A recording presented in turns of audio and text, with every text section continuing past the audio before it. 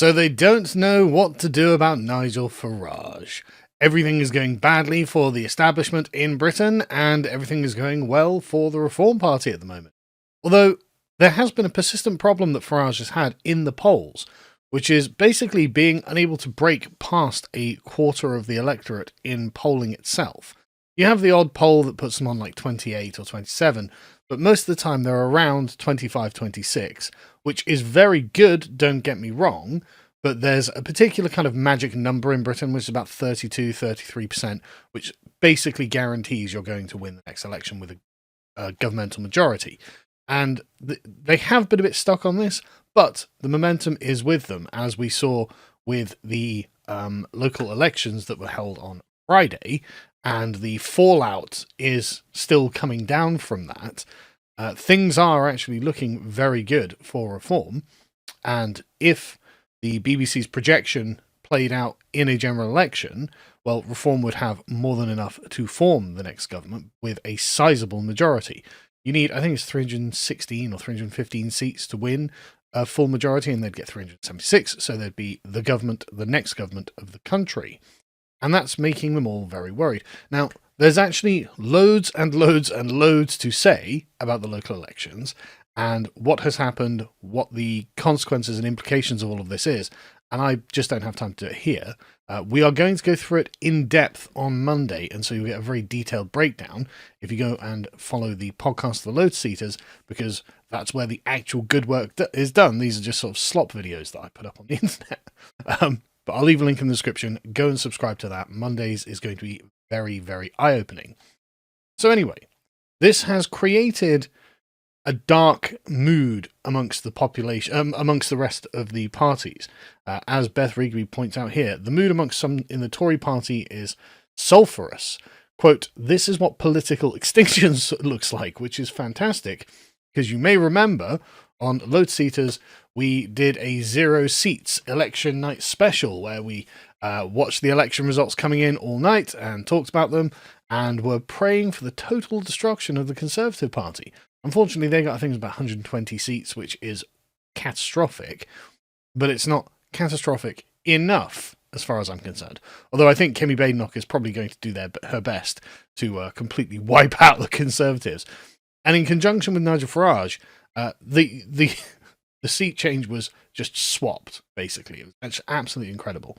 But anyway, so what's the reaction to all of this? So the reaction to all of this is fear, panic, an unwelcome surge of right-wing populism in Britain, says the Financial Times' editorial board. So this is the institutional voice of the Financial Times, which is one of the most influential publications in the United Kingdom, amongst the elite anyway. And I think that they just don't know what to do. I mean, throughout this, they give the sort of analysis that I've been giving, actually, where we've arrived at the main parties, the Conservatives and Labour, just getting absolutely walloped in the polls, and people just prepared to choose anything else. The Lib Dems, the Greens, and of course Reform. And they point out that Reform is the biggest beneficiary of all this, because they are. Because actually, Britain is a very right-wing country. About 2/3 of the electorate are actually right-wing, and about 1/3 of them are basically left-wing. And this centrist bracket that everyone's playing for is becoming a narrower and narrower constituency, where you've got a sort of a fairly fringe sort of 10-15% who are quite radically left, but then you've got about half the country that is pretty far right by mainstream standards, and those people, a lot of them don't vote because they just don't see anything worth voting for. But if Nigel could successfully tack to the right, then maybe he could scoop all of those up. And frankly, it looks like they just don't have anyone else to vote for.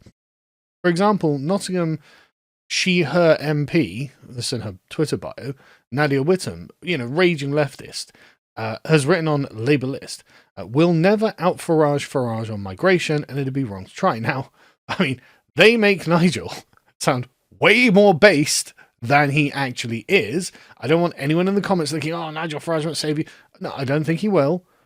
But it's good to have this kind of political upset. And if Nigel Farage is the man to make this kind of political upset, then good for him and good for us, frankly. something that ruins the two-party consensus and clears the ground for new things to grow is just a useful thing to have, frankly. And but Nadia down here, she talks about this. She says, "We'll never out Farage on migration, nor would it be morally right for us to attempt it." And that's incredible, isn't it? Because they've ruined this country. Labour have ruined this country through migration. The Conservatives have ruined this country through migration. And it's not just the number of people. The number of people is bad. We are definitely massively overpopulated.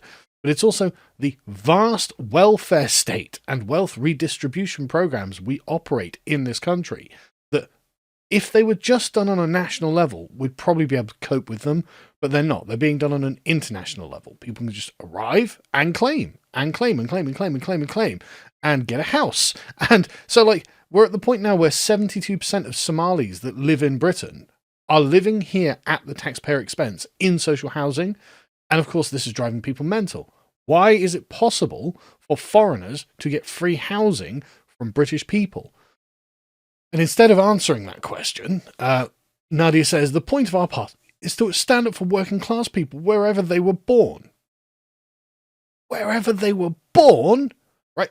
Working class people, that means Anglo-Saxons. Right? In Britain, that means the Anglo-Saxon working class, the non-Norman working class, the great mass of people in England is what that means. It doesn't mean Somalians. It doesn't mean any foreigner anywhere else in the world. That isn't actually your constituency, and that they are not actually the people the Labour Party was designed to help.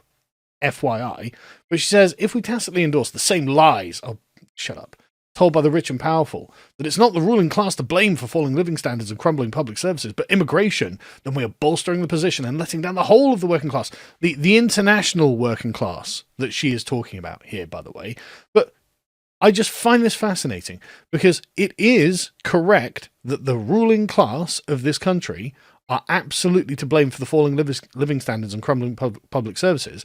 And they did this via immigration, by importing everyone from everywhere else in the world into our country. That's how this was done.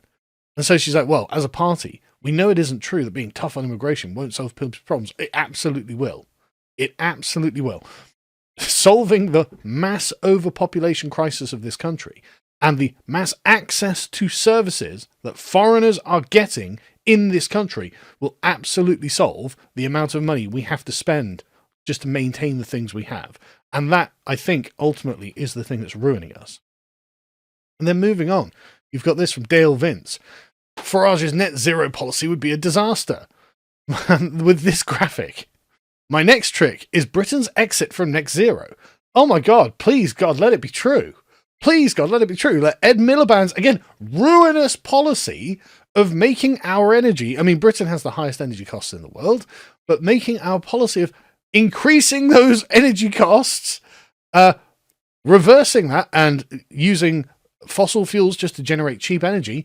That, I mean, if Farage can do this, if Farage does this, okay, he's not perfect, but that'd be a great start. And to be honest with you, on the net zero stuff, he's probably going to be quite strong because he's not a believer in this net zero boondoggle. And I think that he finds it quite a strong, actionable thing to do because it's not actually as moral as the left would have it be portrayed. There are no questions of human rights involved in it, right? So it's actually a question of productivity and it's a question of utilitarianism.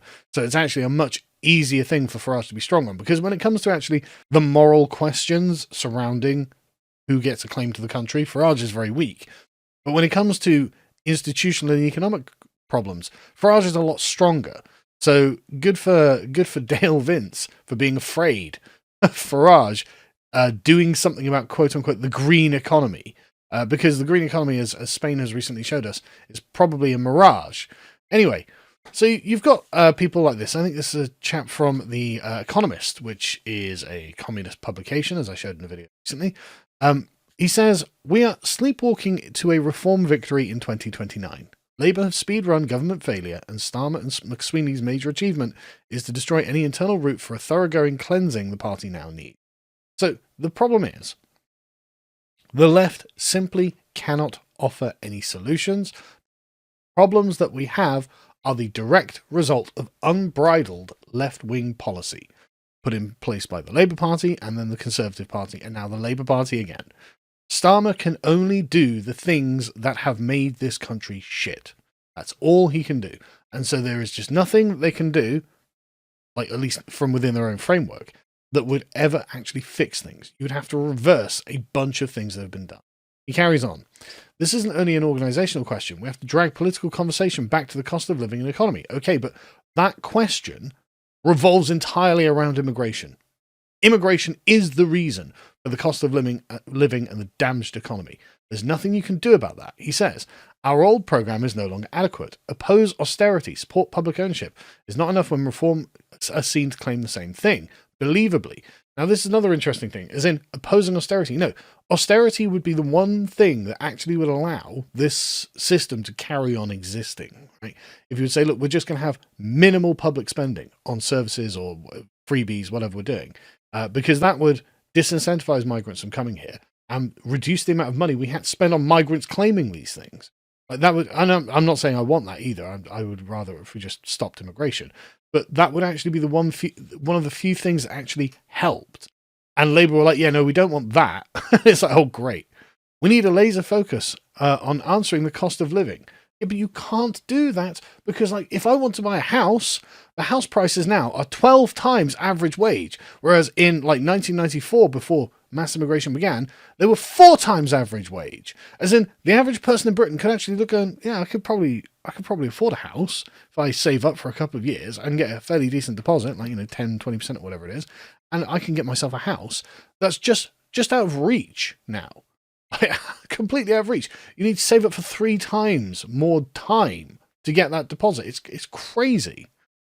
Anyway, we need a populist left program. There is no such thing as a populist left program because all left-wing programs are highly elitist.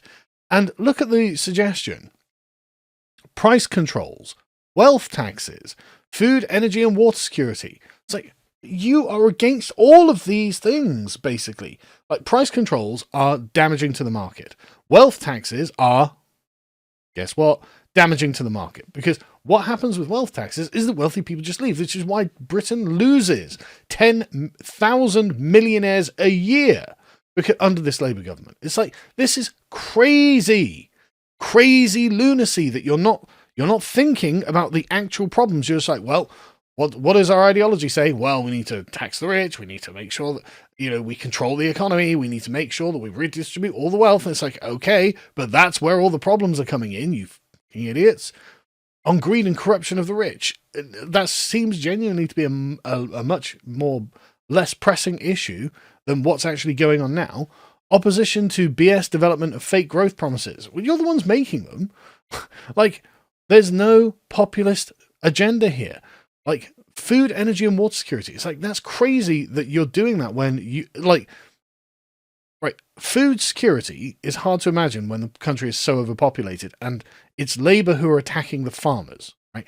You specifically are trying to leech money out of small farmers by heavily taxing them when they pass on, so they can't, the children can't properly inherit their land. So they've got to sell some of it off in order to be able to retain any of it, right? So that's crazy, right?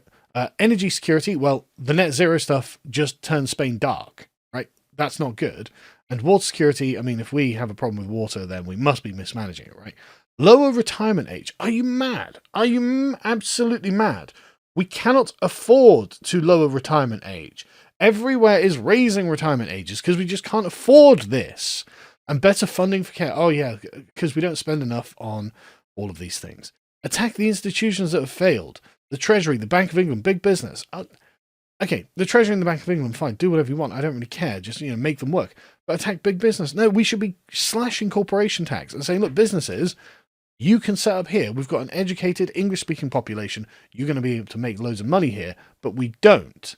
They don't know what they're doing. And so you get the people who are the farthest left in Labour. John McDonnell, who famously said once that it was his job to overthrow capitalism, going on LBC and going, look, I think we're going to have to expect the furthest right administration that we've ever seen. Let's watch. Is he going to be the next Prime Minister, Keir Starmer, after the next election? My big fear at the moment is that if we don't start listening to people, we're preparing the ground for the furthest right administration in government that we've ever seen in our history. That's the danger. What, you think Farage could be Prime Minister? I'm really frightened that we would have a far-right government under Farage.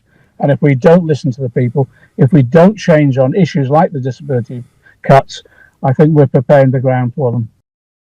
And the thing is, he's right. Now, the furthest right, far-right government under Farage is not far-right. It's not going to be a very right-wing government. It's going to be essentially a return to kind of Thatcherism, basically, I think, which is, centre-right, which is, it might be way better than what we've got, don't get me wrong, but they do definitely make Farage sound way more based than he is, which is not the case.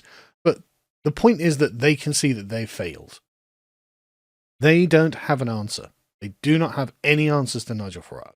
And Nigel Farage, again, is not even going that far right. He's not even going very hard on things. And I think that if he was to go harder on certain things, he would go up in popularity because he is in the middle at the moment competing for the centre ground with them. And they're just like, oh, but that means far right. It's like, maybe, but where's the evidence? Why is it that Farage is actually quite milquetoast on a lot of issues?